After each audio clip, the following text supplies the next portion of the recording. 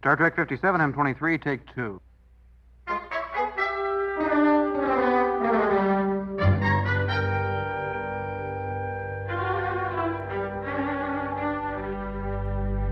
It's the It's Got Star Trek podcast.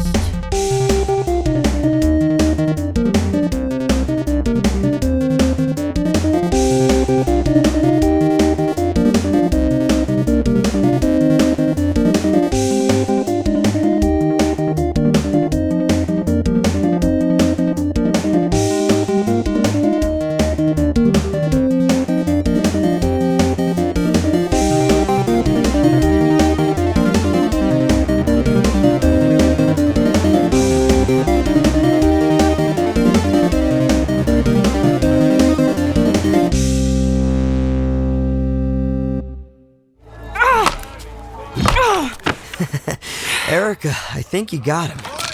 How am I supposed to figure out how to do this in 6 hours, Joachim? I was trained for botany, not battle. Here, let me help you. It's pretty simple. You aim the pointy end at whatever you want to kill, and give it all you got. There you go. I don't want to do this. I'm afraid. What if I die before I figure out what to name the yellow berries? Paolo says that if the aliens don't kill us, the planet will, so maybe it doesn't matter so much? Paolo's just being Paolo. Well, if it makes you feel any better, I'm scared too. Trust in Khan, Erica. He will find a way. It's time to start the podcast. This is the podcast starting song. Hey, what time is us it? Hyped up to start the podcast. Is it time to start it? It's so much fun. Yeah. The podcast starting song. All right. It's a podcast starting song. It starts it all. This is how we start the podcast now. Everybody if you should don't start it this like way. it, tough luck, because this is the podcast song. Listen to something else. All right. So now this week, both Dan and Jesse are taking advantage of their knowledge that I don't like restarting the podcast clock. Once he presses Once that I go, push the start button, I'm disinclined to restart it. we so- see that clock start ticking, and we know it's time to get that podcast a licking. We're already a minute into this licking. Yeah. Hello, everyone, and welcome to the It's Got Star Trek podcast. This is what I was made for. Made for.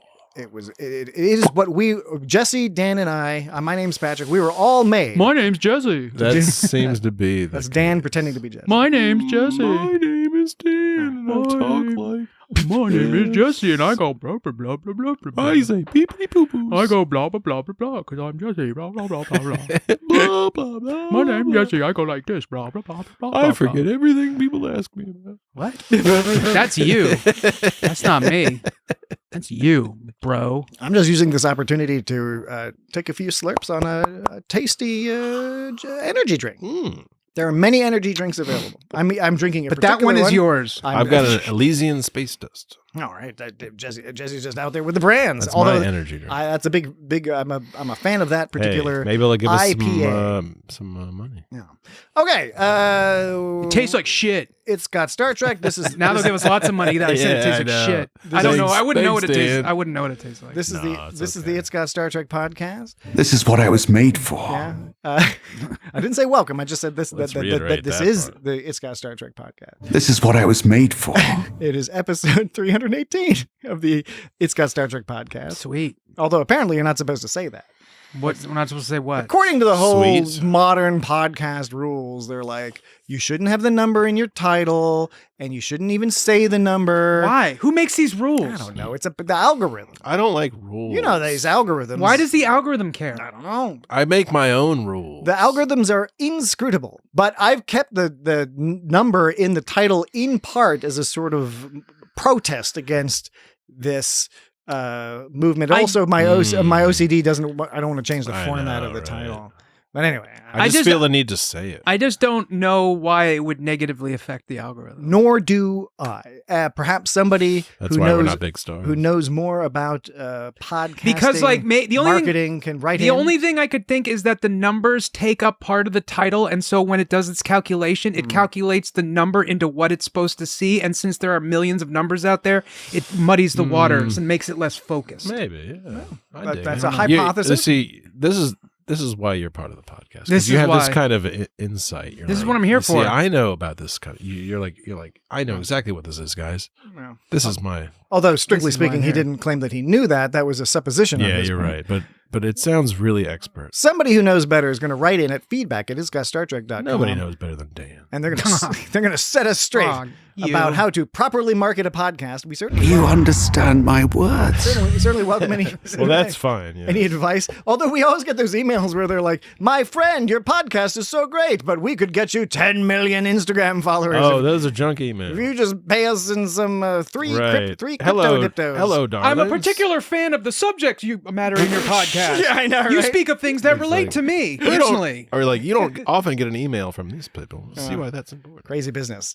All right, but on this Those are episode, fake. Those are fake. on this episode of the It's Got Star Trek podcast, we will be discussing the Star Trek Con podcast, episode 5 from season 1, or the only season. I don't know. We keep saying season 1, but I presume it's the I only think it's season. it. But it's episode 5, right smack dab in the middle, because there's 9 total episodes. So 5 is the little the fulcrum. Of the People whole know how business. 5 works. I bet it doesn't end well for this guy. It's a prime number.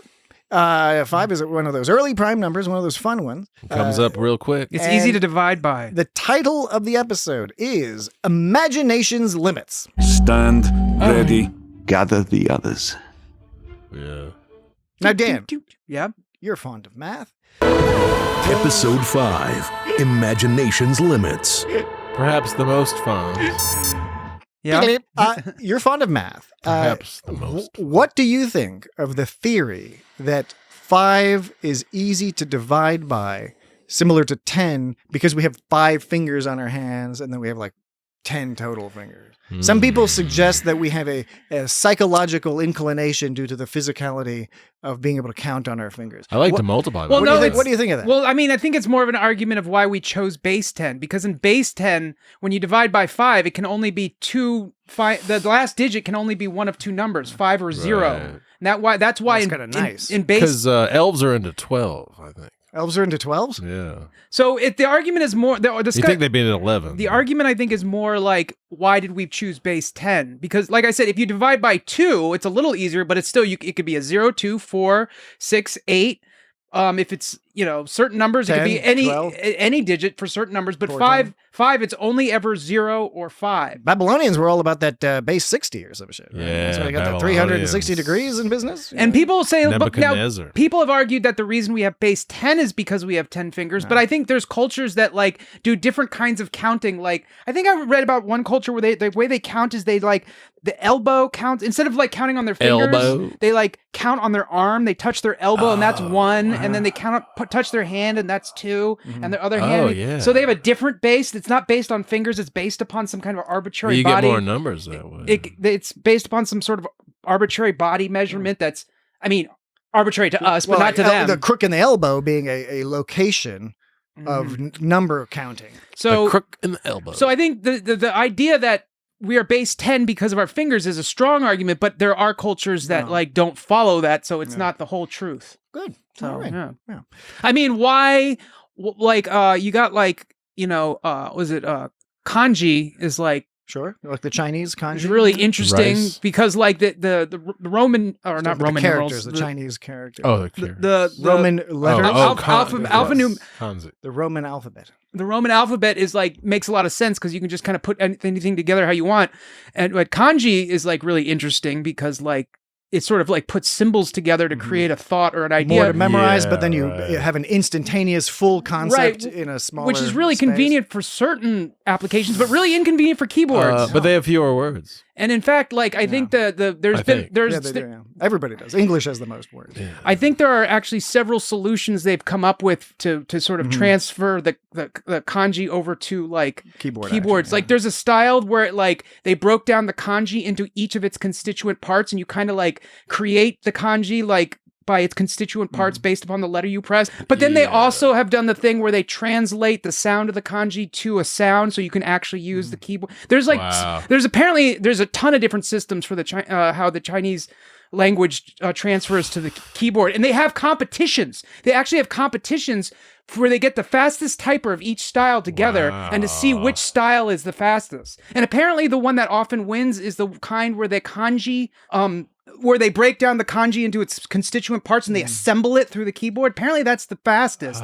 But the Chinese... What does the keyboard look like? I don't know. Does it look like Chinese checkers? I don't know. I think it's... I don't know if it just looks like a QWERTY keyboard, but like I don't know if they replace the letters with characters.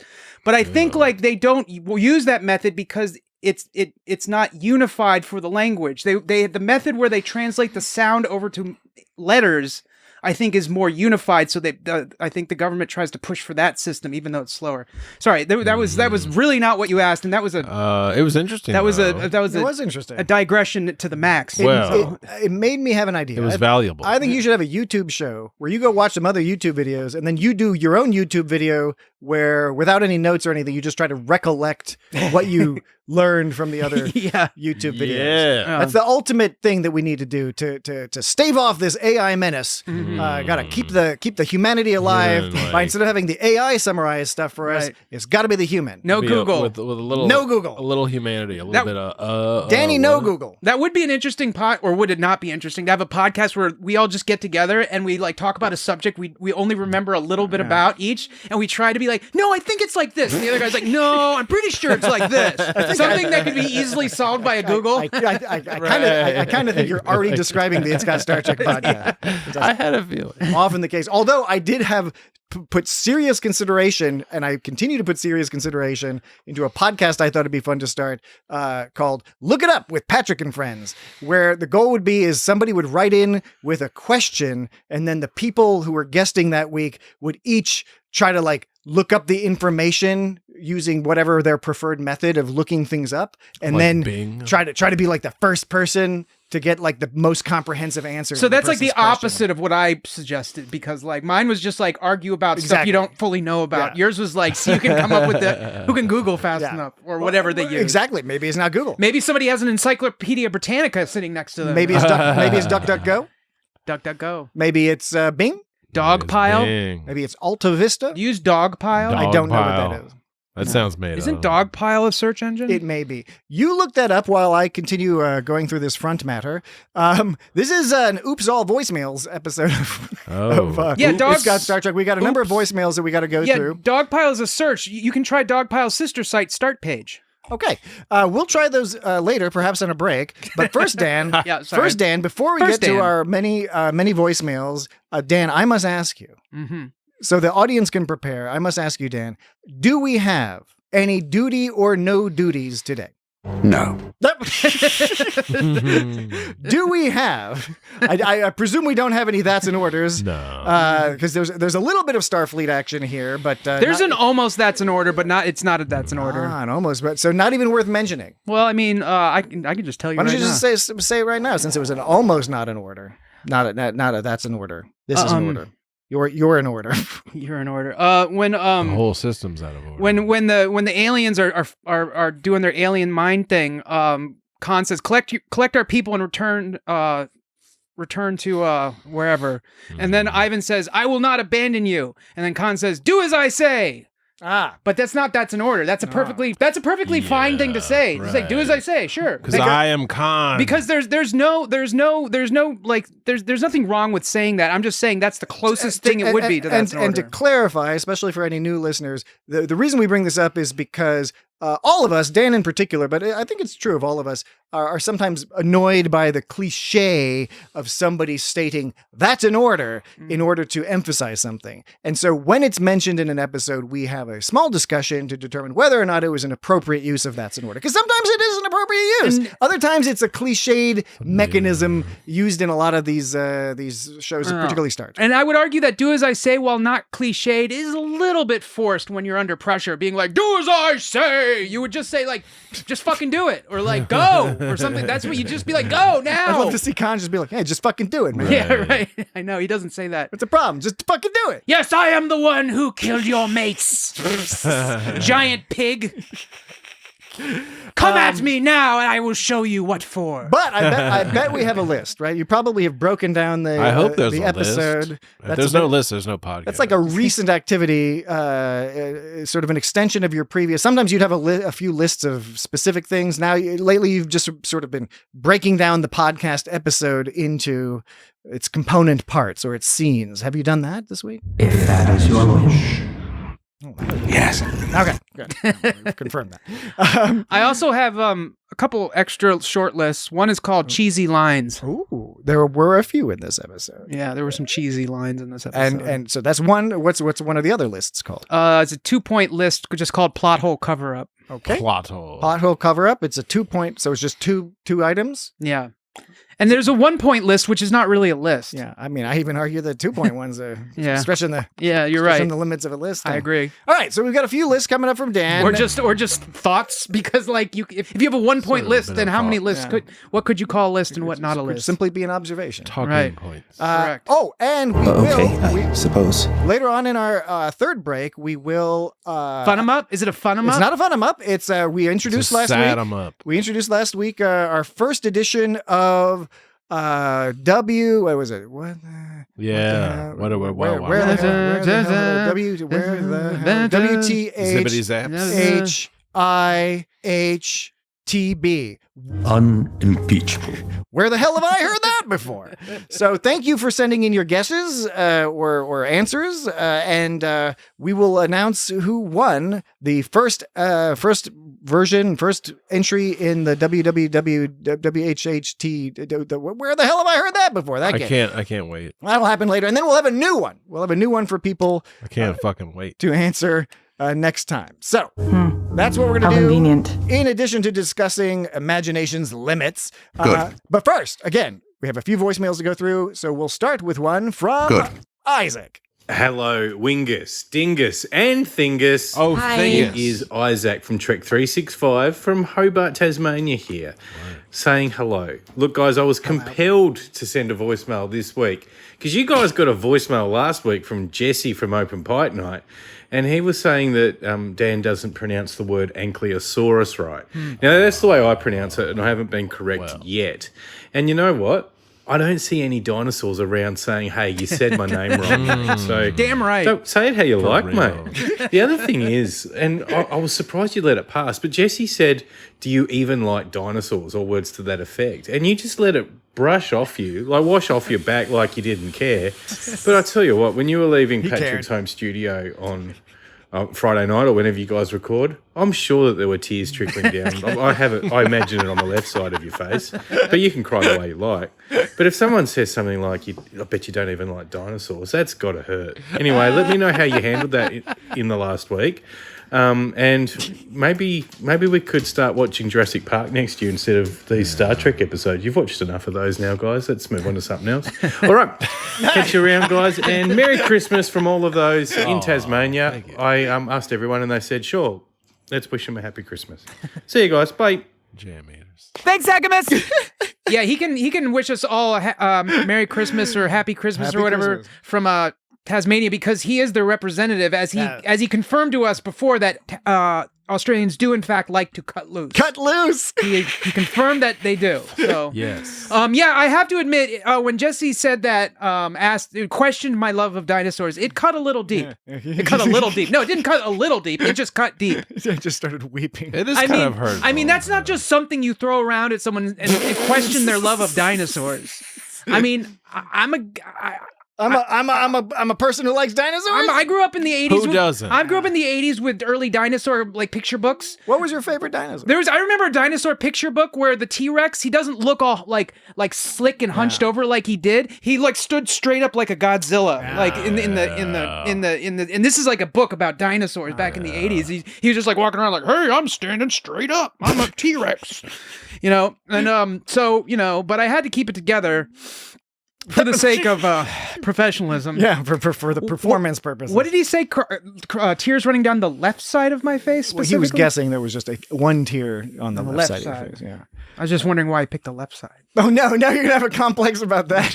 It's like I don't like dinosaurs. They think I don't like dinosaurs, and I think I favor my left cheek when I cry. When I cry, single tears. Chief O'Brien. Thank you, Isaac. Thanks, Agamus. As always, and be sure to go listen. Isaac is winding down the 365 days of coverage. Yes, you've heard correctly. Trek 365 releases an episode that is 365 seconds long. I believe that is 6 minutes and 6 seconds long. Every single episode is the same length and comes out every single day. It's come out every single day of 2025. It's so beautiful. Nearing the finale now, so go check out Trek 365. No. All right. He's on our show. Yeah. So he might just be on another episode at some point. Yeah. Another. I will not abandon you. Another voicemail. This one's coming from Steve, a.k.a. Sinacera. Hey, Steve. Hey, lads. It's Steve from Battle Stage Theatrica. And Hi. I figured since we're finally coming back to our show this week that I'd get back on here and leave you guys a nice little voicemail. Really enjoying your coverage of the podcast known as Con. I had a good time listening to it. I'm sure it seems like you guys are too. Really kind of funny that you guys are putting so much stock into the weird ads that cut in.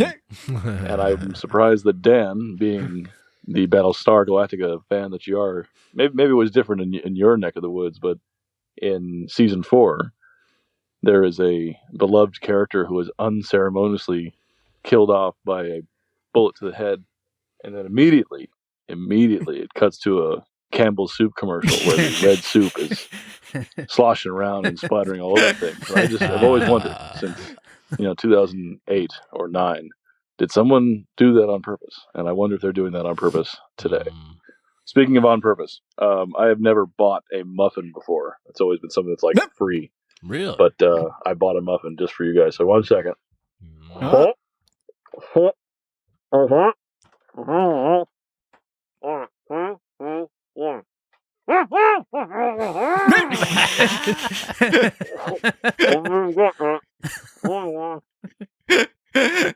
Thank you so much. Well Thanks, done. Agamus. Steve. At first, I thought he was doing the Spaceballs things.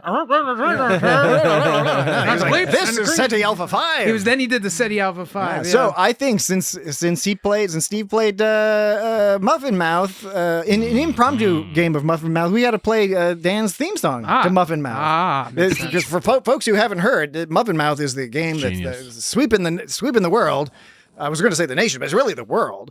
Where Dan invented this game, where it was Just a crazy associated idea. with this game many years ago on a DJ DJ radio program, Shock Jock DJ program. I wouldn't call them shock jocks. Well, A long time ago. Ron and Fez, but they would play Muffin Mouth, where you had to put a muffin in your mouth and then say something, and then the other people had to guess what it was and figure it out. And so the theme song to Muffin Mouth is this. Muffin mouth, muffin mouth, figure it out. Muffin mouth, muffin mouth, figure it out. I don't get it. I really like it. Thanks, Steve. Sinacera. I want to clarify that this commercial game that is being played is about talking about the commercials. This is mostly a Patrick and Jesse thing. Well, I was going to say that too. Yeah, because Dan, you said you listen to the Con podcast on YouTube. Well, I do both. Which doesn't Do they have have different commercials? I do both. And he's got YouTube Premium. But the YouTube doesn't play any ads. But I also do it both. But like in my car, it's super easy to skip past ads, so I tend to just do it. And I feel a little guilty that I'm not giving them the time they deserve. But I do it, and I suck it up. Well, take one for the team by not listening to the ads. The example of the Battlestar Galactica going from the dramatic moment to the Campbell Soup TV commercial is very similar to some of the experiences I've had listening to the Con podcast, because there are many dramatic moments that end an act break, and then this week it was like Kraft macaroni and cheese is the best thing in the world. And you're like, okay, that's totally incongruent. Well- now, that's not unusual for ads to do that, but sometimes it's particularly hilarious how, different is like somebody's just gotten their brain eaten by a horrifying worm creature and then beaten their lover to death. And then it's all like, do you hate buying pants? Well, I don't know if I brought this up on the podcast. I know I have brought it up in the past, but back there was this show called The Dana Carvey Show, very short-lived sketch comedy show. Did it have Dana Carvey? Well, it was his show. Yeah. He was the one that did, if you don't know Dana Carvey, he did a lot of Oh, I impressions know. on SNL. I know you know, Jesse. Yeah. But I'm saying the people out there in audience land. But like, it was following the show Home Improvement, and apparently there was a very special Home Improvement where one of the kids thought he might have cancer or something, and so they're like, next week, and then the kid's going like, am I gonna die, Dad? And then it cuts straight to like, Diet A&W presents Dana Carvey Show, and they play some like really like silly like obscene sketch, and he said that really fucked up their ratings. I believe it. I believe it. And we see that more and more with the in the podcast space with these dramatic stories. You don't notice as much in, like on a regular old chatting podcast, kind of like what we got. Chatting cast. Chatting cast. All right. And last voicemail for this section is from Tarek. Hell yeah. Howdy, peoples. It's your chief Notepad++ fan here. For real. And I love the fact that you guys are covering Star Trek Con. I listened to it as it came out and loved it and was waiting to hear your guys' opinions on it and trying to avoid chiming in because I don't want to accidentally spoil anything for anyone. But after this past week, I just had to leave a message that, Dan, you are 1,000,000% wrong about the Ceti eels and the larva. The larvae are the children of the eels. The eels are the big arthropods. They live on the adult and then make their way out and infect people. 1,000,000% wrong. Patrick was right. Other than that, keep up the good work. Hopefully you guys continue to enjoy this and do fun things like that. And I'll talk to you guys later. See ya. He has handed you your ass. Well, Dan's all like, I'm not giving Tarek a thanks, Agamus. Well, because it's Tarek. Thanks, Agamus. Only because it's Tarek. Oh, I thought you might like not give it to him because it's Tarek. Well, You're gonna no, take advantage of the fact that Tarek is an old friend of mine. No, just because I respect Tarek, I would feel bad by not thanking Agamus on his behalf. But you're going to withhold some of the other thanks. 1,000,000% wrong. 1,000,000%. That's a lot wrong. That's fucking a lot wrong. That's a lot wrong. That's really so eels can be arthropods? We have to. That's what they're calling. They're calling them eels. These genetically engineered live in the water. Super people aren't very good with vocabulary. Well, I think. Okay, well, but the eels. Okay, when I think of arthropods, I think of like bugs and shit. It's called the limits of imagination. And they mention exoskeletons. Yeah, that's arthropods. Yeah, and so I just don't think of eels as having an exoskeleton. I think it's an ill-named. They don't even have a skeleton. I will fully grant you that I think it's I've always had a problem. An endoskeleton. Whenever they first came up with this Ceti eel thing, I disagreed because from Star Trek to The Wrath of Khan onward, we've always known them to be little crusty creatures, like they got little creatures. Little feet. I think it just I was like, where's Jesse little going with insect this? feet. I mean, just the fact, unless someone can explain the whole I mean, okay, I'll buy into it. Okay, I'll buy into what Tarek says.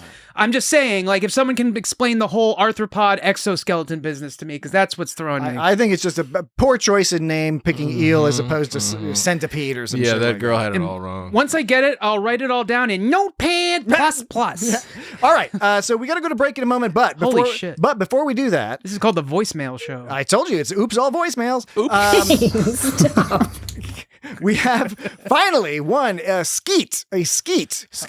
That's that's a post on Blue Sky from Sabotage. from David Joseph Moody, and he says, I'm a few weeks behind, so I'm here on the first episode of Star Trek Con coverage by It's Got Star Trek, and I'm hoping they'll hear that the lady is ululating Khan in the background after the bloke says the title card. Also, I love the big broadcast. Everyone's from Chicago. So he's referring to the fact we were talking in the very first episode when we were discussing Paradise.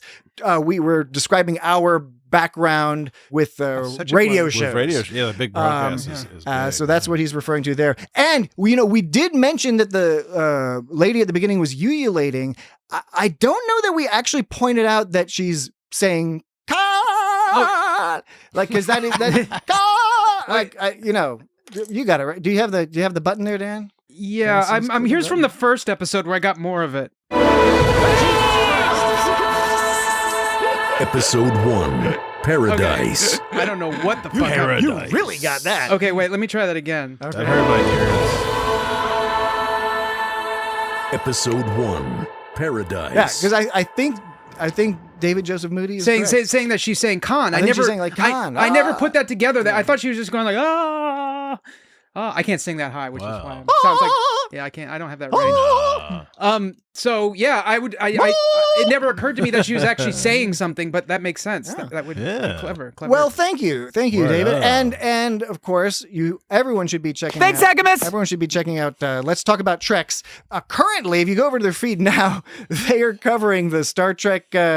What's that? That kids show, like the little tiny kids, the baby kids. What's Prodigy? it called? No. No, it's another one. No, Prodigy is like the young people show. Yeah. I'm talking about the one that's on now on YouTube. Oh, right. The cadets or something. Star Trek Cadets. Is that what it's called?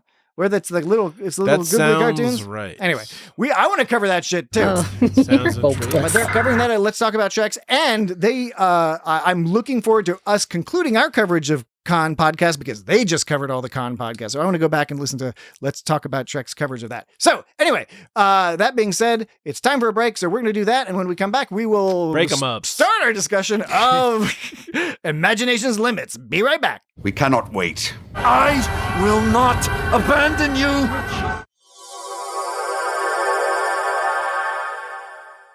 And we're back. Feel that? What is that? Who's making that sound? That was a good part. I really liked that. That sound. Who's making that sound?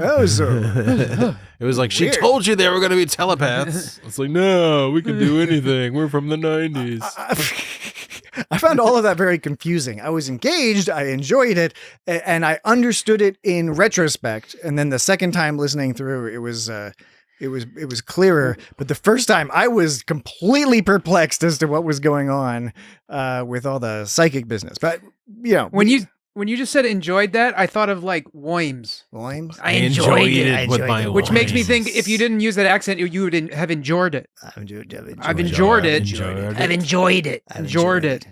it. Jordy? Yeah, speaking of from the 90s, like Marla knows all this shit about like, well, here's the deal with aliens. Most of them are friendly and aliens don't have the power to blow up planets like that, blah, this, that, and the other. And like these augment people may be augments, but she's got the power of the future knowledge. Yeah. Exactly. They don't have that power. It's a running theme of people not following Marla's very good advice. Yeah, right. Even though they are quote unquote superhuman people. Augments. But they just think they think that not a monster. They think that their intellect sort of like outdoes wisdom or experience, you know, and then facts, like historical facts. Yeah, well, Marla has the knowledge and wisdom and experience of living a certain like era of time. Yes, exactly. And they don't have that wisdom and experience. Yeah. They just think that and that's the problem a lot of people have. They just think that their intelligence is going to get them through everything. But there's certain things you just aren't, doesn't matter how smart you are, you're just not going to get a full picture of unless you have experienced it. You cannot extrapolate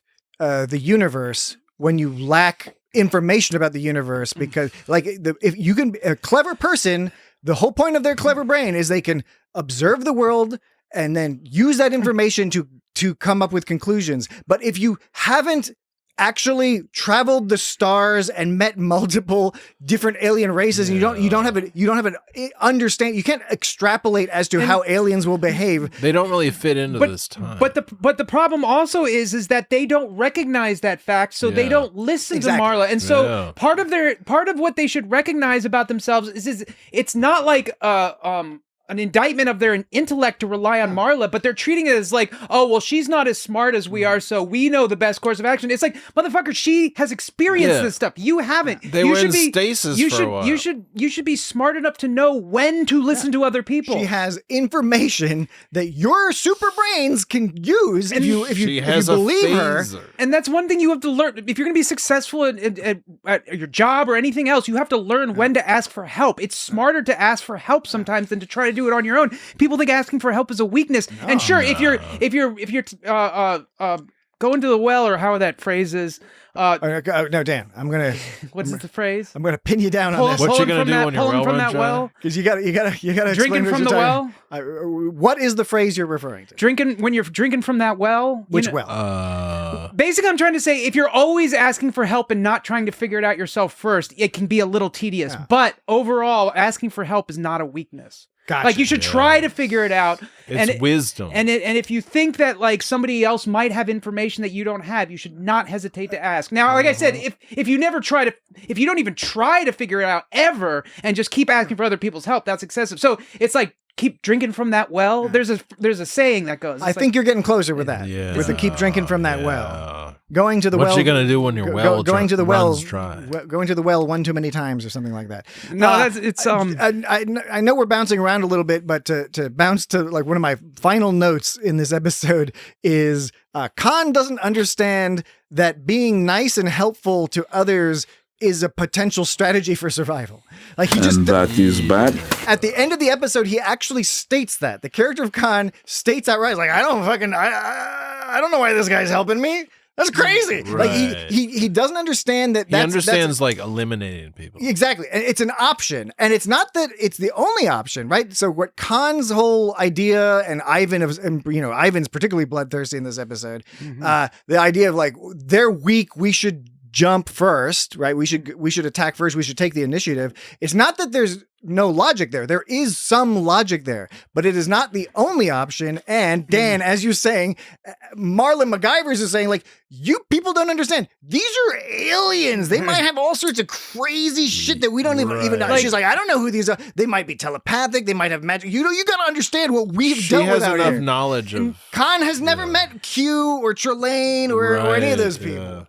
God's help me, how can I help but fear that which I simply do not understand? Or even just Vulcans. He doesn't know Vulcan. And she points out, in order to get here, they would have had to have faster than light travel, meaning they're very advanced. A very advanced society like this, generally speaking, is probably not going to be warlike against some people that are live on the planet. What could they really give to them that they need? And especially since they crashed.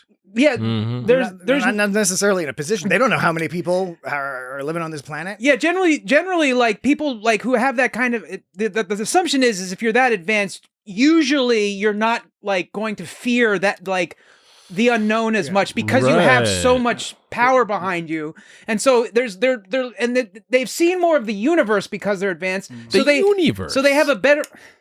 I'm sorry. It's funny that's the one that aggravated him. When I'm editing the podcast, one of my things I honestly should start writing a list is which ones does Dan notice and which of Jesse's interjections does he notice and which ones literally I was really not gonna do anything that was gonna fuck your shit up, and I'm sorry that one just came out and I'm sorry. It's okay. It's just compulsion. The universe. I'm sorry. That was a Willow reference. What we should do is we should do a study as to if there are certain tonal inflections or is that from Willow? Yeah, it makes head magic guy. He's the universe. Oh, is he the one that's the most powerful finger is your own or whatever? Yeah, the fingership. We don't often reference Willow. No, we don't. There's no reason to. I mean, we could. It makes a little more sense. It's whatever. Anyways, generally she's saying advanced societies generally are not going to be.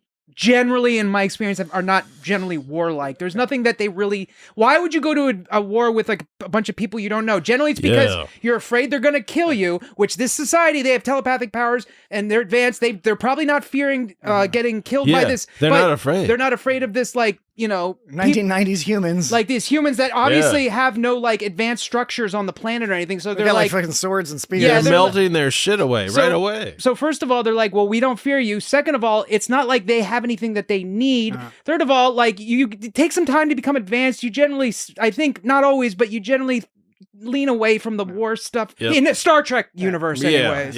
But this is consistent throughout, again, no spoilers, throughout the Star Trek Wrath of Khan, in Space Seed, and in this podcast series, they've been good about being consistent that Khan's failure is that ego, thinking that he has sufficient facts already to use his great mind, quote unquote, to intuit the right strategy. I am Khan. Which may have been, he might have had the information he needed to rule on Earth, although, reminder, no, he didn't, because they were able to overpower him and chase him off. They exiled his right? ass. So he already lost that shit, right? Just part of her. As was pointed out by, what was the guy's name? Haggis? Hugo? Haggis. Haggis. In the first episode, Hugo referenced that. Why should I trust you? And so Khan, every time he always ends up failing when he doesn't take into account that he should actually gather some facts. And ours is the superior intellect. Ours is the superior strength. In this episode, right? First of all, he just states that. Again, he's just like stating it's some slogans. How do you know that? You don't know these people. You're just assuming you're the superior intellect. I couldn't tell if he actually believed that or if he was just trying to like pump his people up or what. And at the end of the episode, when he seems perplexed about the idea of this not using violence in order to survive, that cooperation may be in some cases the better strategy, he quite literally cannot comprehend it. Like it's happened to him, and he's so puzzled by it that he thinks there's a trick to it somehow. Like he's tricking me by being nice, as opposed to the alien just being like, you know what? I'm just gonna help this dude because he's freaking out, and it's probably best if he's from the 20th century. And he stops freaking out. And when the alien's like, look, man, this place is fucked up. You got to get out of here because it's fucked up, And he's like, no, we're going to stay and you're going to leave. And they're like, if that is your wish. And then he goes, that is my command. He is in no position to be making commands. He has been taken over by like alien mind waves. It's childish. They've without effort destroyed their weapons. Like they've all retreated. Khan is like, but confusingly, because it was all like, my gun is melting. It's like, it was melting, breaking. I don't know, my God. Bending, I don't know. But like very confusing. But like he was under 100% their control. There was nothing he can do. And he's like saying like, that's my command. And so it seems like a pretty ridiculous I guess that could be called being in denial, or maybe he's just like really has to sort of keep up that facade, or I don't know what. But like, there's an interesting distinction to be made here, because when he's talking to his group, right, there's always that bit of veneer to it about like, you can always argue, oh, he's saying this as a matter of like a pep talk, as a cultural mechanism for keeping the tribe together, sort of a tribal, nationalistic, whatever you want to call it. It's making people feel strong, like you would do with a sports team, to get them in the right frame of mind, that they feel like winners and that they have confidence, and then that increases the chance on the margins that they might do better. Ours is the victory to come. See, there you go. You'd be like, whatever. He can believe it, not believe it, half believe it, whatever. However, when you're talking, Dan, what you're talking about, that's like in his mind. Right, that's just him. He's not performing to anybody other than himself and the alien. Mm-hmm. And the alien's just like, whatever, dude.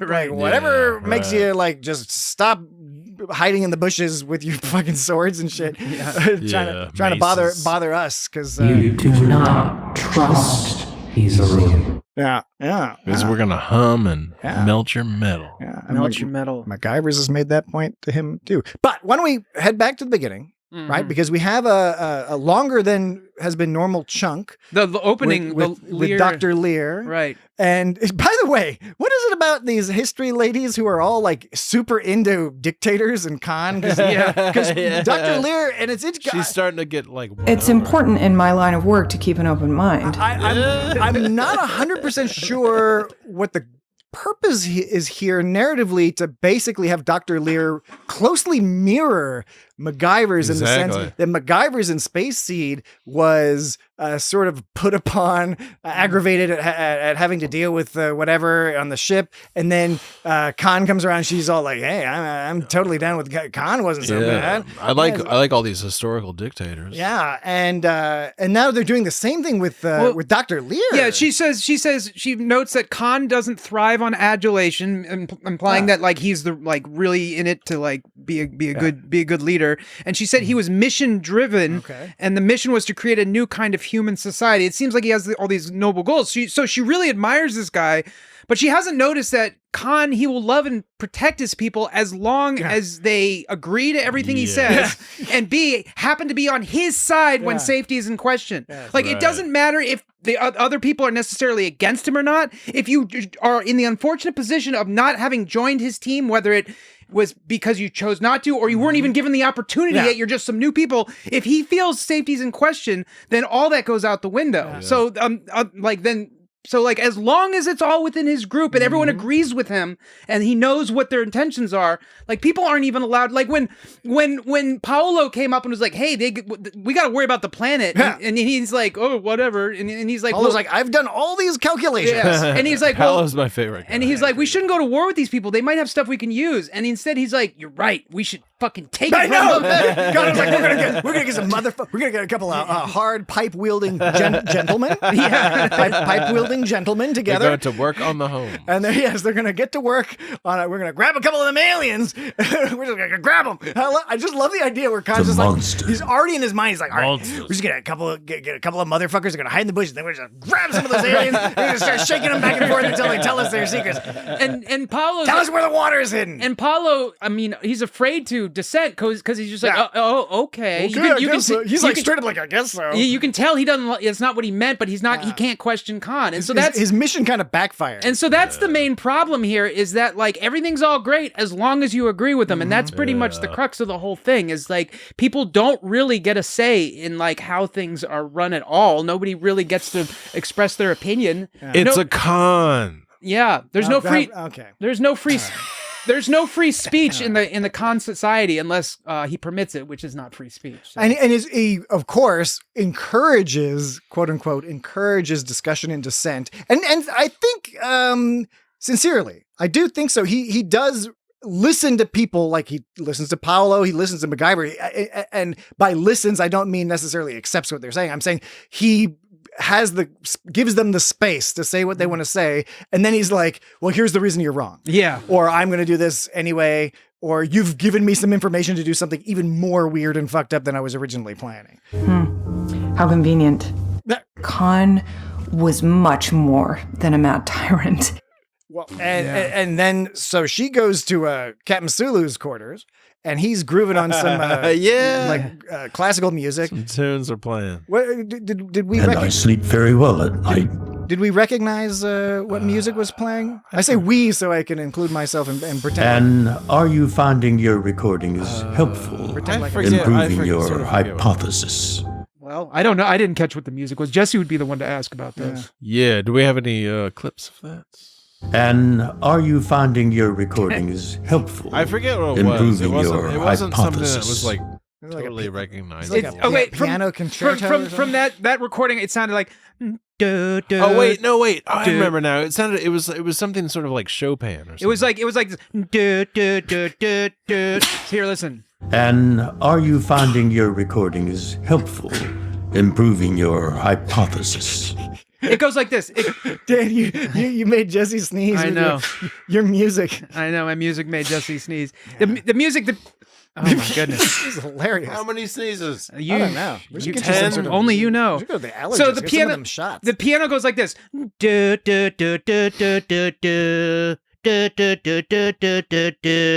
What piece does that, Jesse? Come on. You're the expert. Come on. You're still sneezing. My bad. I don't know exactly what you're talking about, but from what I remember of that Sulu scene, it was something that sounded like Chopin. Do you believe that's where the evidence will lead? Oh God. In your face, Dan. It is great to hear George Takei. I definitely, he definitely sounds like an older. Sounds like he's 95 years old. Sulu, yeah. So can't hide unimpeachable. Hide that so much, but it is wonderful to have him. Wonderful. On the program. It's cool to have Tuvok too. You notice when they were talking, she's all like, shitting all over Kirk and everything, but then Sulu brings up Spock, and she's like, the Mr. Spock. It seems like Spock has more juice than Kirk nowadays in this world. Well, for her anyway, for her specifically, right? She clearly is less keen to accuse Spock of shadiness than Kirk and stuff. Mr. Spock. I would tend to agree. But I think what's important about this conversation is it leads into this philosophical discussion sort of that they have, Dr. Lear and Sulu, in that Dr. Sulu, Dr. Sulu, Dr. Sulu. They both seem to think, when you talk about the nature versus nurture, they both seem to lean in favor of the nurture side more than the nature. Dr. Lear says monsters are made, not born. Sulu says pain that is not processed is passed on, which has a lot of alliteration, but is interesting. That is actually my 1 point list, which is not a list at all. Is that line is the crucial ingredient is pain. Pain that is not processed is passed on, and it's pain that creates monsters. Yeah. This is the point that I mean, I'm not the only one that make this point, but there's one of the points that I was been trying to make, as we go on, is that in Discovery, I think you in season 3 in particular, I think you made a lot of similar points, because there was a theme also of sort of and trauma. And I think I was bringing up last week when we were talking about Khan not wanting to deal with the dead people, and it's like, yeah, if you don't process if you don't grieve the dead, for example, that is pain that has not been processed, and it doesn't get resolved. It just it festers and it passes on. It comes back at you. And so that seems to be a major point of this whole series, this whole podcast, is like this concept of concept. I'm sorry. No, it's fine. It's fine. I'm not sorry. I'll permit. No, I permit it. I'll allow it.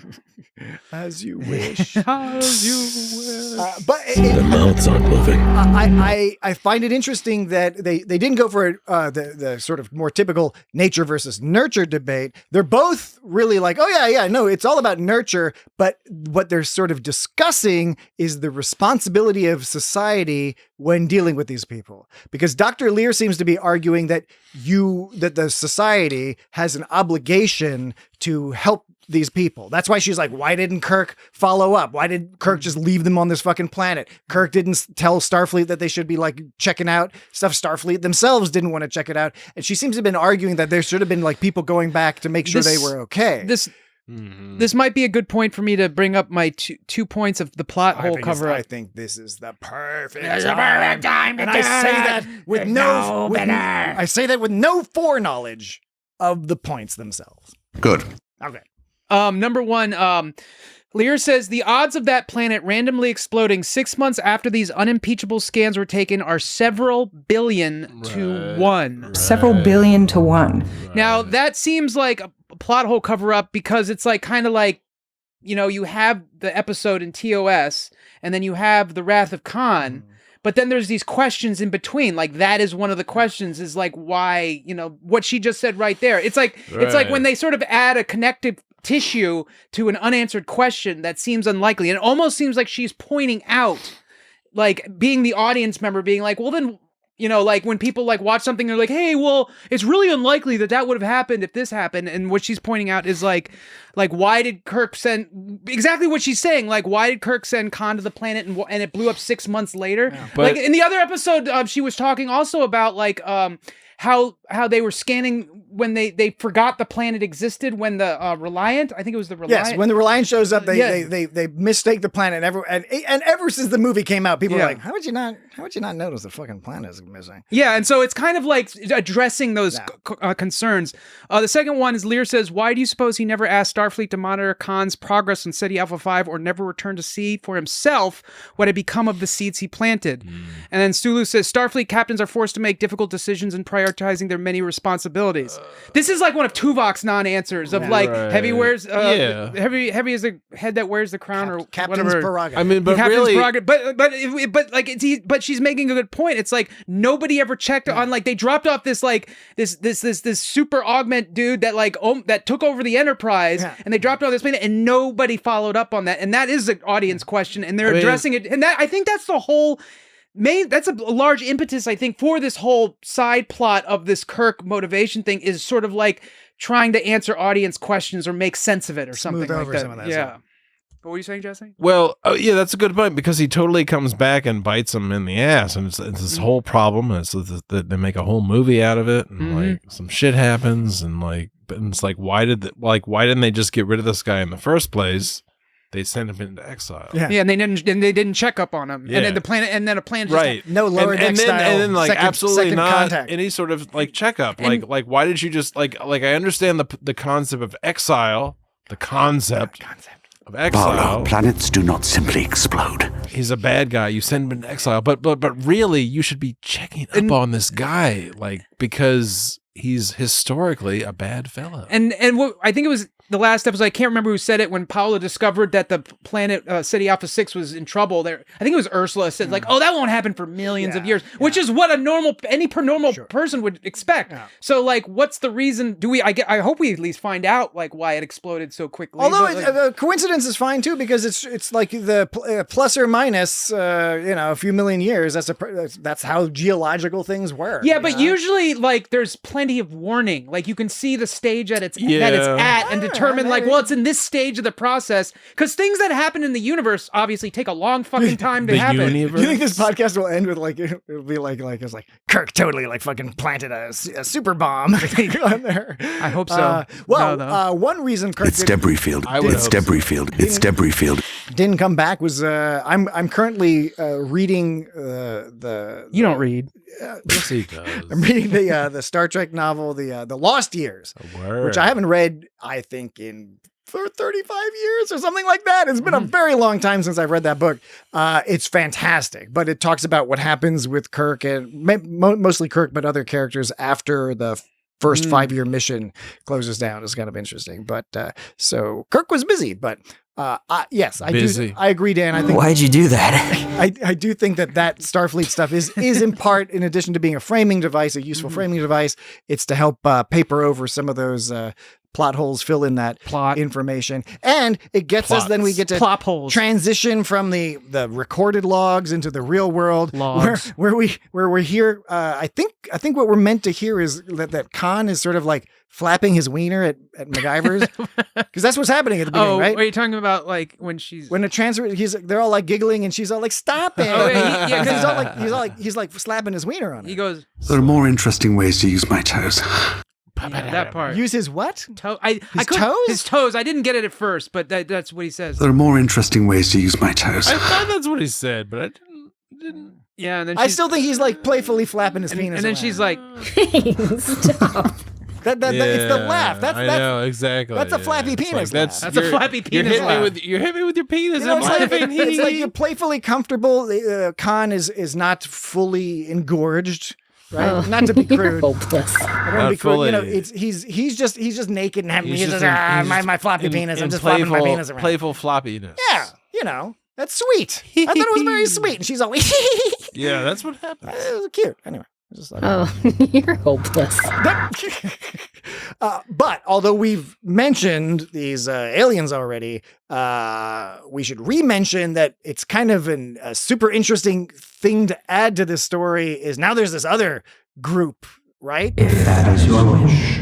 Now we'll see how it all plays out. So far, I'm digging it, but I was not expecting another alien group or another set of characters to intervene. I thought it was now. It's real. I thought it was going to be just more about like the flappy penis. The cataclysm. Just right, the Ceti Alpha 6 explodes, and then they got pieces of Ceti Alpha 6 raining down on them. They got to figure that out. But now they've introduced these aliens, which is now introduced. What they've used them for so far is to try to teach Khan that there's multiple ways finding water to do that. He shouldn't think he's smart enough to deal with this universe because he doesn't know underground water. I'm wondering how these aliens are going to play into future episodes, like most everyone probably. But like I'm also wondering if these aliens are not going to play that big of a part for the rest of the series, maybe not. Because sometimes this show feels, and I don't know how to word this exactly, because I don't like saying like that's Star Trek, that's not Star Trek, but it feels less like your traditional Star Trek and more like a digression. Sort of, because each episode it's just Khan learning about what it takes to be a leader is the thing. But I don't want to say it's not Star Trek. I don't mean this in a negative way. I just feel like it's more of like a side quest, Like the aliens, like I part of me thinks they'll play into how the story unfolds in the future, but part of me thinks that there's simply a device that allowed Khan to learn to trust, to keep an open mind about stranger danger. And also to let the sound people make like, bloop, yeah, right. Bloop. Do I have an echo sound effect? Bloop, bloop, bloop, bloop, bloop. No, that's not the right one. I'm an alien. Oh, no. I'm an alien. That's not going to do. I'm an alien. Hello. I've got nothing on my voice, so I'm Hello. just going, I'm an alien. I'm an alien. Oh, no. I'm an alien. I'm an Elborian. Look at me, I'm an Elborian. I'm an Elborian. I'm an Elborian. I'm shiny. Treachery. I got silver hair. Oh, wait. I've got pearly skin. I'm an Elborian. Look at me. I'm all pearly. Look at me. Jesse wants something a little too. All right. I'm an Elborian. Yay. Look at me. I'm in a cave. I'm the Elborian. I've got pearly skin and white hair. I'm the Elborian. What you gonna say about that? Dan, okay. What? I'm an Elborian. What? No, I did this for a reason. What? We gotta go to break, but I was hoping you would do your cave drip water. Drip water, you know your sound effect you do with your mouth. The boop. I don't communicate with my mouth. I communicate with my mind. I'm an Elborian. Yeah, can you do, you know? There you go. That's what I wanted. All right. We gotta so go much to break. more water. We gotta go to break, and when we get back, we'll play some WWTH. We will be right back. We will do what must be done. And we're back. You have your orders. Go. That's in order. No. That's pretty close. Before we move on, I want to mention that speaking of aliens, this episode references one of our favorite aliens through this quote. Listen here. Okay. One of our favorite aliens. I know what this is. Where Alf, the sacred river, ran through caverns measureless to man. Yeah. Where Alf, the sacred river, ran. Where Alf, the sacred river, ran. Willie. And by the way, folks, you're not hearing wrong. It is Alf. Yeah. It's just not our Alf. It's not alien life form Alf. It's Alf, ALPH. Where Alf, the sacred river, ran. Which was the name of a river, according to the poem Kubla Khan by Samuel Taylor Coleridge. Kubla what? Kubla Khan. Hey, Willie! Kubla what? Cat? Got any cat? Got any con? Hey, Willie! Got any con? Alf, what are you, crack, I smoked crack, Alf, I smoked crack. Kill me! Ha! Well, I'm dead now. Wrench. I'm dead, it's sad. Hey, Willie! Hey, Marla! I wish I could do a good Willie voice. Hey, Marla! Hey, Marla! Alf! Because Willie, he constricts his throat in such a way. Hey, Marla! Where's Con? Where's Con? A few people are dead on that show. Where Alf, the sacred river, ran. Patrick knew I was going to do that. I did not. Did you know I was going to play it right when I said it, though? What? When I said that our favorite alien, did you know I was going to play that sound? Well, when she said a favorite alien, I knew you were going to mention the Alf River. What was the sound? Did you play the sound again? Where Alf, the sacred river, ran. Okay, you're right that I did figure you would play that clip. I also figured, which appears to not be the case, that you might have a recording of Alf, because we did an episode of It's Not Star Trek, called It's Got Alf, in which we discussed the pilot, the series. What's a the series premiere of Alf? That's a good episode. Paolo's just being Paolo. Anyway, let's do the game. Okay. I remember I had the cheesy lines too. So yeah, I want to do the cheesy lines, but let's do the game. We got to hurry it up then. Oh, yeah. Well, we can get through the game real quick. And that game is, again, WTHHIHTB. That's the short version. But it stands for, where the hell have I heard that before? Why'd you do that? Because Dan suggested that we do more audience interaction type stuff. And this is what I I'm came up with. afraid. Did I recommend that? This is my result. Yes. Yeah, I don't know if you did it or not. I was just trying to give somebody credit. Okay. You know. Well, I'll take credit. All right. We did not choose this course. Fate has decided to test us. I will. Where the hell did I hear that before? Is where we play an obscure clip from somewhere in the Star Trek franchise, and the audience gets to guess. I'm afraid. So last week we played this clip. Welcome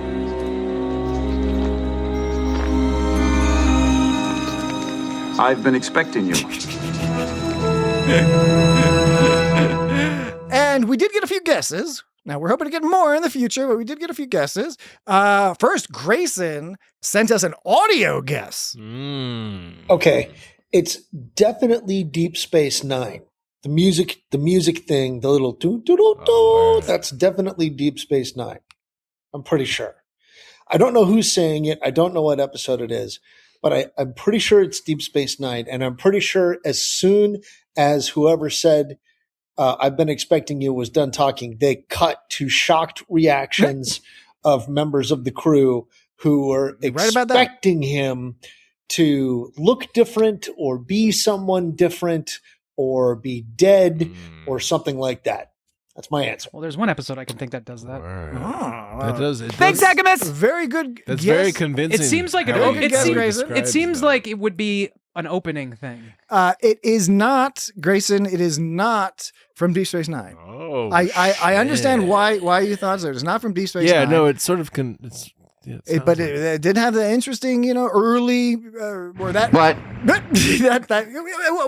just move along because Gerald from Facebook did not guess the episode, but did get a bit closer. Grayson said Deep Space Nine. Gerald said something from TNG's first season. I figured it was TNG, something in the opening before the opening credits on TNG. And Dan before the Dan might have been inadvertently last week clued people into this because I played the clip and then Dan was in the process of telling Jesse immediately, don't guess what this is. And then out of nowhere, Dan just started talking about the first season of TNG. Oh, well, okay. because it made sense in the context. Yeah. But while I was listening back, I was like, I think Dan knows this is from the first season of TNG. No, I didn't say that. Because your music brain, I thought, clicked onto that tingly bit. That's just a poor timing because the reason I said that is because Jesse was like, shut the fuck up when I was like saying that. And I was like, well, the reason I said don't answer, Jesse, is because remember a couple weeks ago when you weren't listening to the thing. Yeah, that's fair, but I was bringing up another example. Cut me some slack, motherfucker. It made sense. That's not the point. Maybe it was a coincidence. No, that's not the point, Jesse. The point is that I was worried you weren't listening, and then you got mad at me, and then I was like, remember this other time, and then I was like, remember this other time you weren't listening, and that's I was not at all trying to relate it to that. So that's fair. I apologize, Patrick. That was never. That didn't even cross my mind. Quite all right. It's fair. Totally right on. But we did get actually one correct guess, also from Facebook, from Christina Oberl, who guessed correctly that this was a clip from the TNG Season 1 episode, I think it's episode 13, 14, something like that, Angel 1. Oh. Angel 1. It's an episode we have not yet covered. No. And people, if you don't remember which one that is, that's the one where they go to a planet where females are the dominant power and men are not. And it's like one of those reversey things, and then Riker and everybody's having a wild time. But there is this crash. There's some survivors from a wrecked. You said a wrecked.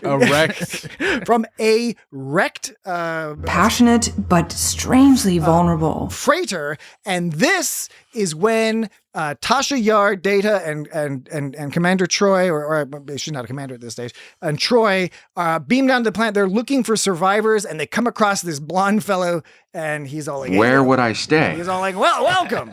and Grayson, you were right. The camera goes back, and Tasha and everybody look all shocked, and then the music goes like dingly, dingly, dingly, dingly. So it's partway through the episode. It's not like in the beginning of the episode. So who got it right? Christina Oberl. Bilana's on it. All right. All right. Good.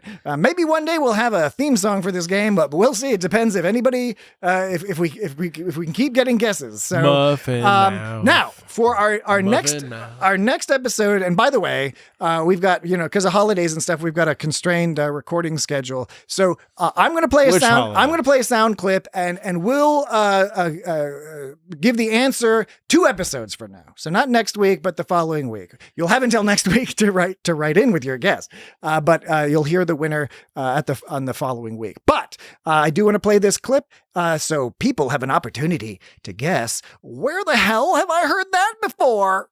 If I could encapsulate all the knowledge I've gained through the years from life experience and careful study into a single pearl of wisdom for you, it would be this. People are idiots. Difficult now will ease in time. Where the hell have I heard that before? Where the hell have you heard that before? I guarantee We you. did not choose this course. Most of you listening probably have heard that. And so write in at feedback@itsgotstartrek.com with your guess as to what that sound clip was from. I'm not afraid of you. All right, you. Okay, back to our regularly scheduled programming. And Dan, can you play that clip one more time? Because I want to. I'm not afraid of you.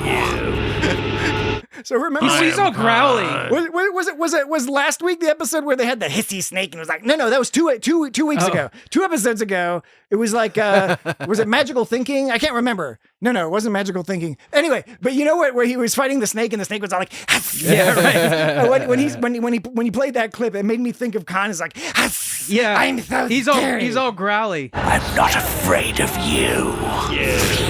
What about this one? Do as I say. Oh my God! Oh my God! Yeah. Khan. Wait, let me look at it. Do as I say. Oh my God! Hermagee! There were a few parts here where they were all like getting prepped into. I don't know if you people. Holograms? Dan and Jesse. Hologram. I don't know how familiar you are with John Gabris, who is a very funny comedian. We got to hurry this along. Person. Yeah. But there's a couple times where in the background just sounded like some guy from Long Island who was all like, "Hey, Gon, hey." Well, there's just a few funny voices of people like, "Whoa, oh no!" Well, there's my this- gun is all fucked up. I don't know which character this is. This is after they see the aliens. Their mouths aren't moving. I don't know what character that's supposed to be. I think that's the thing is I think they just tossed in. There were new voices this time. Yeah. I suppose to convey the fact that there were like a bunch of people going on this How many? There's like 50 battle. or 60 people or something. Something like that. They said there was 100 aliens. There was like 72 people and like 33 of them were women. They said like or 100. whatever. Remember that in Space Scene? They made a big deal about how many of them were But women. they were saying there's 100 aliens and there's half of us. Yeah, but later they're like there's like 300 or 400 aliens. Remember? No, they said there's 100 visible. Yeah, no, but they said visible. there were- Yeah. there's only But 50 what I'm of saying is the line was like there's 100 visible, there's 100 dead, and there's half, and we have half the.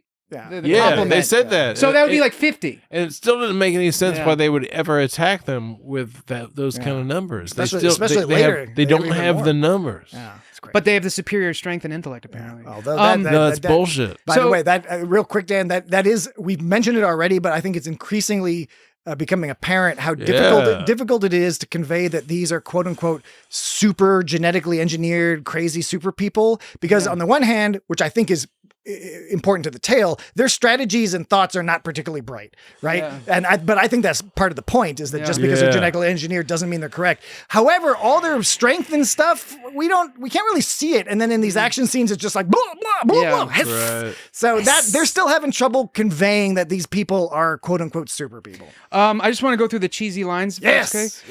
So cheesy lines number 1. Sulu said, "What is it you hope to achieve here? Khan and his people are dead." Lear says, "In my experience, monsters are made, not born. I'd like to better understand the recipe." It's just the delivery in the line. It was just very forced. I like the monsters are made, not born. I think it was the adding the recipe line. Yeah, is like, that's a hat on a hat. Yeah, I agree. Yep. Then I'd like to put them in the air fryer of justice. Yeah. Like a portobello mushroom. And turn it to 5 with 2 slices. Number 2, Sulu says, "Thank you for the scans, Doctor. It's a big universe, and we've barely begun to explore the wonders it contains." Lear says, "The nice thing about always looking forward, Captain, it rarely leaves time to look back." It's like a good sentiment, but once again, it's just like, it's pretty cheesy. Like, I don't know who's to say that. When you think about it, not entirely sure what it means. Yeah. I think it's one of those things where you think you know what it means at first, and then when you think about it, you're like, I don't know if that actually means anything. It's a cone. I think they're trying to say, like, let's not worry about... I think she's saying, like, Sulu, you're not worried about this Kirk thing, but I am. Because you're all, like, forward-thinking? Yeah, it's like, you're like... I'm a historian. Because Sulu's like, they're dead. Why do you care? And she's like, well, we got to know why they're dead. You're just because they're dead doesn't mean we don't worry about it anymore. But it was weird. It was awkward. It was weird. And Sulu likes old stuff, right? He likes, like, old pistols. He's an old motherfucker. And old swords. Another one, 3. This is Erica and Joachim. Erica goes, "You still have Khan's blade?" And Joachim says, "Always." Erica says, "That's all the luck you need. And maybe this too." And then Joachim says... Joachim says, okay, let's try it again. Okay, Erica says, "You still have Khan's blade?" Joachim says, "Always." And then Erica says, "That's all the luck you need. And maybe this too." And she kisses him. Oh, it was a kiss. Yeah, and then Joachim says... I thought you took a towel and slapped him on the ass. And then Joachim says, "Oh, why'd you do that?" You know, because that's what you do when someone kisses you. "No, I don't understand why someone would kiss someone else." But the cheesy part was just like, "So we both have something to look forward to." It's like, once again, it's like, that's a very movie line where it's like, it's a very forced dramatic line. It's like, "So we both have something to look forward to." It's like, why? I just can't picture a scenario where you would actually say that for reals. When you come back, we're gonna fuck. It's like, "So we both have something to look forward to." It's just like, it's like we have our whole lives to think about. And it's just like, it's just, I don't buy it. 4, when they go into battle, it's kind of cheesy with the marching music and the shring of the metal and the weapons and them going, "Khan!" Absolutely. When they go, because they have swords and maces. Maces. Yeah. It's this. Oh wait, whoops. No, that's the wrong one. Sorry. It's this one.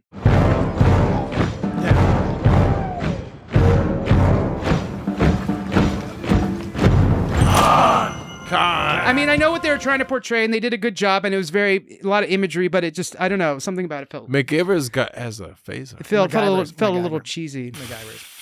And number 5, of course, when they're battling the aliens, and he's like... Once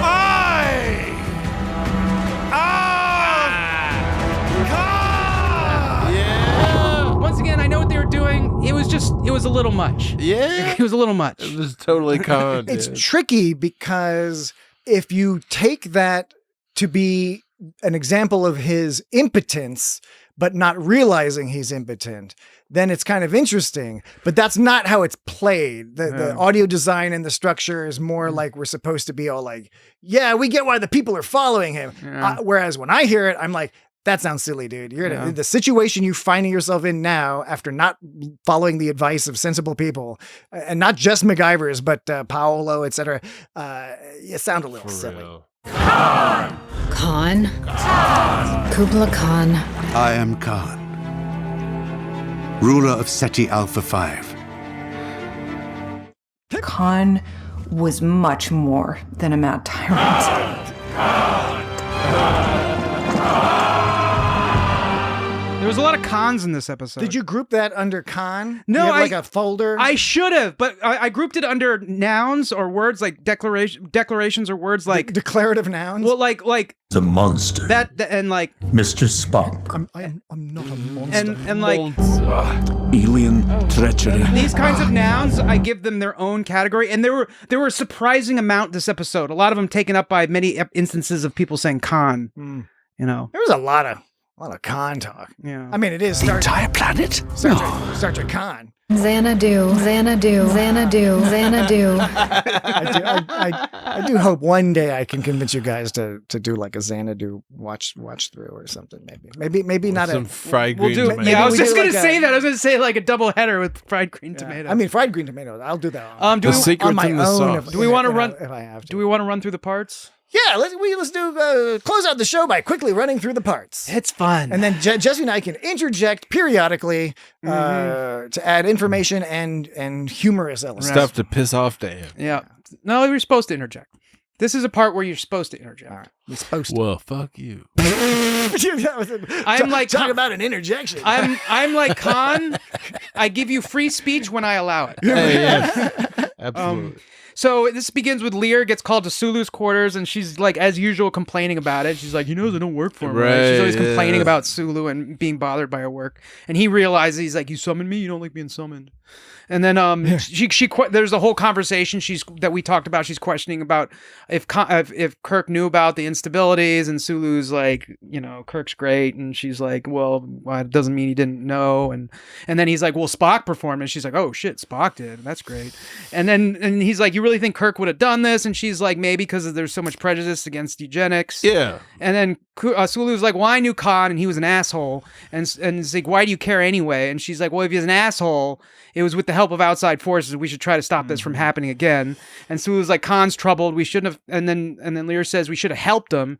And then Sulu was just like, Captain Kirk. This is a weird line. Sulu says, in Khan's case, Captain Kirk provided him with an opportunity to seek within. In Khan's case, Captain Kirk provided him. In Khan's case, I mean, no. To be fair, it does. At least the way you're performing it does sound like a tongue twister. You know, like a Sally sells seashells by the seashore type business. In Khan's case, Captain Kirk provided him with an opportunity to seek within for his better angels. I think he said it was a weird statement. Yeah. I know what he was saying, but it was weird. But I don't know how Kirk provided that for him by isolating to a planet. You know, I don't know. Well, at the end of Space Seed, the whole deal was. I mean, it was awkward. When we covered Space Seed, we commented on that, and it was like, okay, wait a second, this guy did a bunch of assholey shit, and then they're like, be like, oh, we'll just beam him down to this planet. Yeah, he can have his own little empire down there. Yeah, he can do his whole Sim City thing. We'll just forget about him for a while. They won't bother anybody. He'll take him until he comes back to bite us in the ass. They won't be able to build spaceships or nothing. And Kirk didn't provide him with much of an opportunity if he set him up to fail, you know. So which he probably didn't. But he didn't. That's the thing is, I think at least as our understanding is, the idea was the planet. Without the Ceti Alpha 6 shit, the planet would have been pretty rockin'. Yeah, but I'm saying if Lear was correct that Kirk knew, then that's not really setting him up for not giving him an opportunity anyway. But she's biased in a certain direction. She's got two asses. Okay. Yeah. Bye. I did that joke once before. Okay. Bi-assed. Okay. Two asses. Okay. Number 2, Khan and Marla are doing something about dipping toes. I don't know. Yeah. Someone calls for flapping penis. Flapping penis scene. Yeah. Flopping. Someone calls for Khan. There's a big explosion. Ceti Alpha 6 exploded. Khan's like, no way. Pieces of a ship fall from the sky, and then Lear is like, the sky is literally falling. Sorry, not Lear. Marla says that the sky is falling. Literally falling. It was because, except it wasn't literally because the sky can't fall. The sky is chunks of planet. Chunks of a planet. They're going to take a while to get to you because it's still a far away. I think that ship has sailed. The ship has sailed to Earth. Number 3. So yeah, the ship falls. Number 3, Khan and Ursula and Marla are together. Marla knows that these aliens are advanced because of how they got there. And then they're all like, maybe maybe they blew up the planet. Marla's like, no way, that requires too much power, and why would they bother, you know? Because Marla actually knows these things. Yeah, for a non-augment, Marla seems to be quite the expert on a lot of things around here. She's Starfleet, and the augments are pretty naive when it comes down to it. As you noted, Dan, by virtue of the fact she simply was alive and knows these basic facts about, like, at that time, those are basic things to understand. They're from the night. It's hard to blow up a planet. And she says things like, you know, it's a lot of energy to blow up a planet. Why would they even bother? They were probably just surveying. And of course, Khan is just like, he's like, take care, my dear. While these suppositions might apply to you and your Starfleet, we have no way of knowing who or what. It's like, no, this just applies to this time period. And exactly. Like, we've gathered data. It's not just Starfleet. It says we've gathered data. We have knowledge, you know? So yeah, this is kind of shitty, Khan. Real. And it turns out she was right on probably all accounts, including the telepath thing, which is a little bit. That was weird because this episode she was. Well, I was about to say literally, and I don't like saying that, but yeah, literally, she was right about everything. I mean, when she was right about the telepaths, I was like, you know, that was a little much. It's like, be telepaths. They are telepaths, you know. I was like, okay. What do you know? But it was okay. It's okay. So Khan is being stupid. She also suggests that they might be able to help him, which he was also right about. Absolutely. And both Khan and her are both worrying about survival, but he's doing it in a much more nearsighted way. His concern for survival involves killing anything that they don't know about without learning. Yeah. Hers is to look forward to the future of what might be possible, you know. He's from the 90s. Yeah, from the 90s. Got that 90s mentality, World War III mentality. Yeah, Leisure Suit Larry. Yeah, you know what I'm talking about? Remember that video game? Yep, sure do. Yeah. Sure did. They get there and they see the aliens. They see they're standing around. Ivan wants to kill them, and Ursula agrees. Yeah. And Ursula and Marla. Urla. That's a funny portmanteau. Yeah, it is.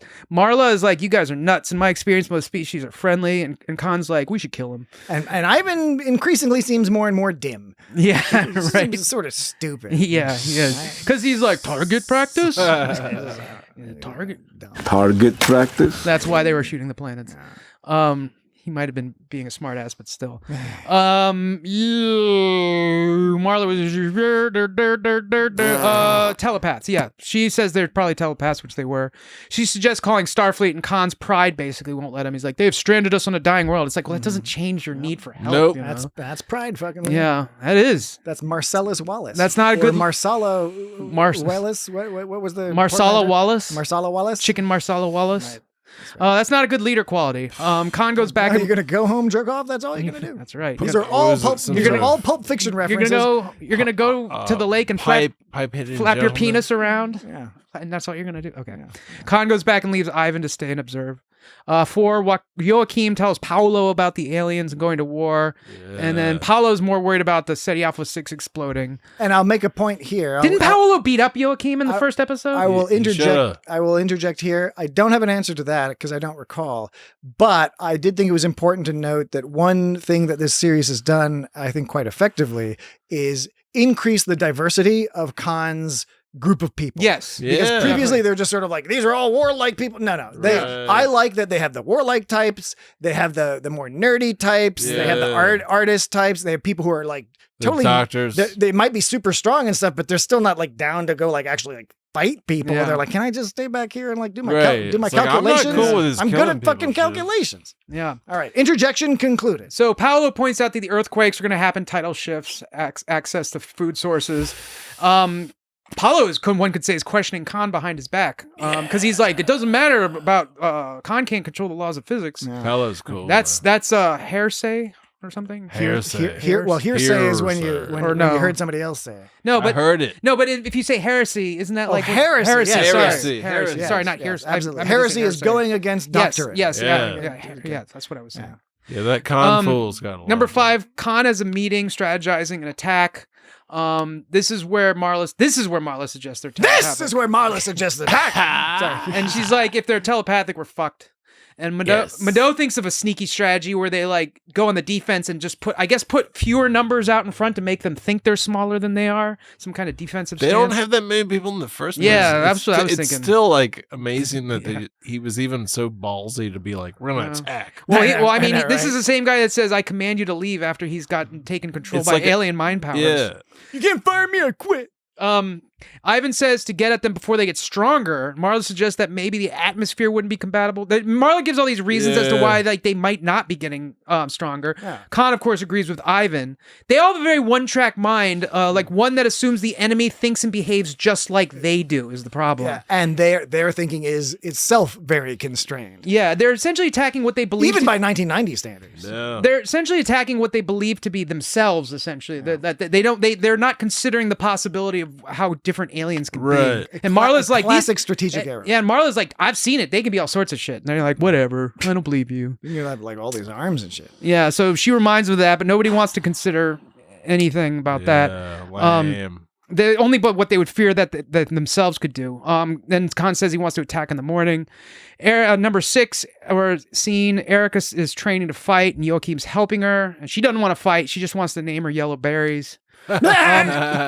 Joachim, he seems slightly exasperated. He tells her about Paolo's gloom and doom, and that's when she goes like, Paolo's just being Paolo. Joachim, unlike Paolo, Joachim says to trust in Khan. So Joachim seems to follow Khan blindly. Of course, Khan loves Joachim, so but Paolo's wising up. Joachim's bumming about his dead dad. Erica cheers him up with a kiss, and then that's when Joachim's like, "Why does a person kiss someone? Why'd you do that?" my wiener got all This puffy. guy. 7. Khan is sharpening his blade. Ursula enters and brings in Paolo. I know, it's just like this shing. Yeah, shing. Shing. This is where the sound design is fun. Yeah, and this is the part where Paolo says not to fight the aliens because we need to think about what kind of equipment they might have. And Khan, instead of being like, okay, and like, let's make friends with them, which is what Paolo seemed to want. He was like, oh, let's take it from him. Okay, the very sensible idea that we have no fucking clue about these future alien crazy people. Maybe we should take some time to take a peek. Yeah, right. No, it's all about take and kill. And he's like, okay, I'm not gonna argue with Khan. And then he says to Marla, he says, I know you're worried about me, but don't worry, I'm good at killing people. And Marla's like, I don't know. And Khan says, like, I've made my choice, that's the end of it. That was in usual Khan fashion. He's like, I have spoken, that kind of thing. But the thing is, it's funny because Khan totally misses Marla's point. Marla's not worried because she's afraid he'll lose. She's bummed out that he can't think of like a more creative and potentially beneficial solution than to just eradicate what he fears. Well, the limits of imagination. Yeah, she says one of the most fucked up things I've ever heard somebody say to somebody, which is, I'm saddened by the limits of your imagination. Exactly. Like her saying that it's rough, to Khan, like it goes to the next scene pretty quickly, but that must have stung because he thinks he's all super clever. That's some heavy shit. That's like worse when your parents say, I'm disappointed in you. It's like your closed-mindedness makes me sad. Yeah, but she's basically she's bummed that like all he considers is like, don't worry, baby, I'll kill him. It's like, that's not what I'm worried about. And then the 8, they march up with their weapons, presumably in some kind of weird lockstep.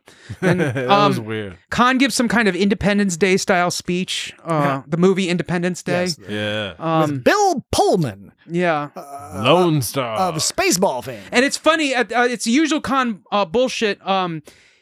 He goes, my brothers and sisters, we stand together tonight, united in purpose, strong of limb, courageous of heart, and above all determined. We did not choose this course. Fate has decided to test us.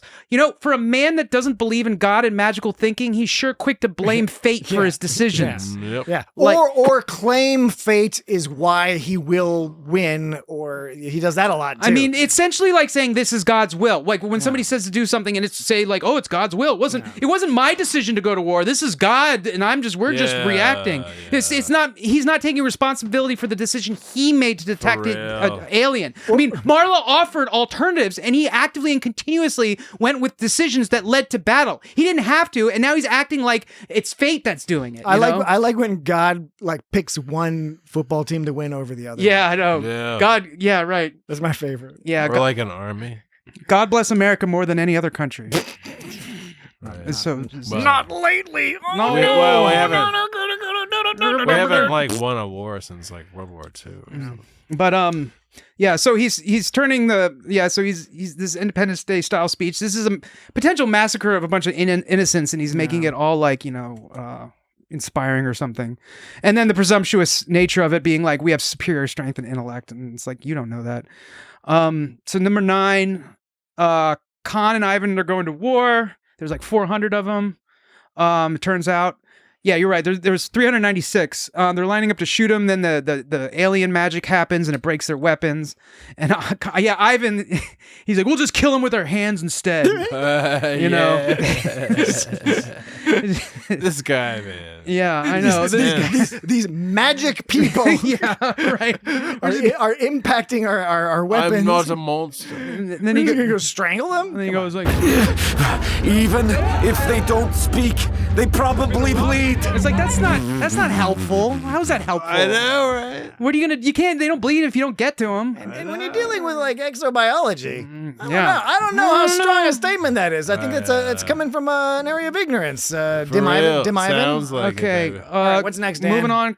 They retreat. Ivan resists. Khan decides to confront the aliens head on. Once again, full of himself. I'll do everything.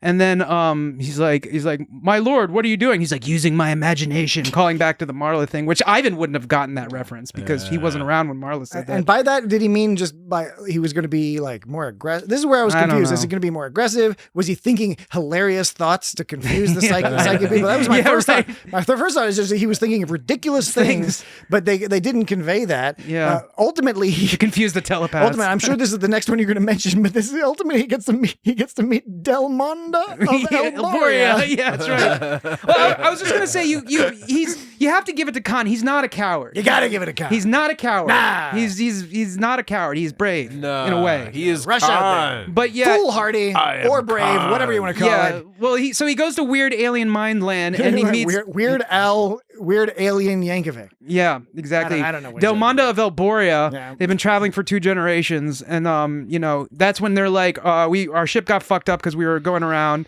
and he's like, you better go off. I'll worry about that. And he's like, well, that's your wish, and he goes like, that's my command, which is like a ridiculous thing to say when he's under their control. Yeah. And even though he's been nothing but an asshole to them, they show him where the secret water is. I know. And so that's where it ends. The drippy sounds, drippy sounds. And then 11, this is quick. He wakes up in medbay. Ursula's there. He talks to Marla about his experience. He's all shocked and messed up, but he seems like he has an epiphany, which he does. It's the new water source. He gathers the others. 12, he goes with the crew to the new water place, and they just love it. And Marla reads the poem Kubla Khan by Samuel Taylor Coleridge. Yeah. She also gives like a very long speech about Zephyr Cochrane. Yeah. Kubla Khan. Yeah, she does. Like a very long speech. Yeah. She sounds like she was reading it off of a pad. A pad. Yeah, like a pad. So Paolo's all hyped about this, and finally 13 Khan gives some log or something. And he's just he's like, this is my empire, though it's not what I expected. I'm getting shit like I like, but I never expected it. And should I trust it? I have a fuck shit up mindset, but this alien dude doesn't. He helped, even though I was gonna fuck him up. Why? I don't trust it, but I don't trust what will happen if I don't trust him. Can't comprehend it. Yeah. Then it ends with Khan saying, "God's help me. How can I help but fear that which I simply do not understand?" Which sort of like puts a point on it, but it's a little on the nose. It's a little on the nose. Yeah. So there. Thank you, Dan. That was well done. I got that in like 10 minutes. Yeah, pretty good. Yeah. Pretty good. Okay, so conclusion. Again, another entertaining episode. However, this one I think was a bit more. He's my number one dad. This is a play. I called this in my notes a place setting episode. Yeah. This is the 5th episode, smack dab in the middle. It's the hinge of the season, and I feel like they were kind of reviewing a lot of the up till now and setting the pieces on the chessboard, introducing these new aliens. The water. They were setting everything up for what's going to happen in the next in the next 4 episodes. So we look forward to talking about those. Will the aliens come back, or were they just a device to give them water, or give them hope about other cultures? I don't know. We will figure that out, and maybe next week, maybe we'll play some Muffin Mouth. Maybe we'll play a new game called First Name Basis. That's a possibility. We'll see. But we will be discussing the good of all. If that is your wish. The good of all, and having all sorts of fun next week. So come back. In the meantime, you can write us at feedback@itsgotstartrek.com, Patreon/itsgotstartrek, or patreon.com/itsgotstartrek. Del Mondo wants us to survive. All of us. www.itsgotstartrek.com, Facebook, YouTube, etc. Blue Sky, @itsgotstartrek. Bluesky. You guys know the deal. Follow, subscribe, all that other business. So we will talk to you at a similar time again next week. Goodbye. You've given me much to consider. This is for history. We have no way of knowing who or what these creatures are. If they are advanced enough to travel the universe in warp-capable ships, they might be able to help us. Why do we need their help? Because eventually, the broken pieces of Ceti Alpha 6 are going to start raining down on us. And that is bad?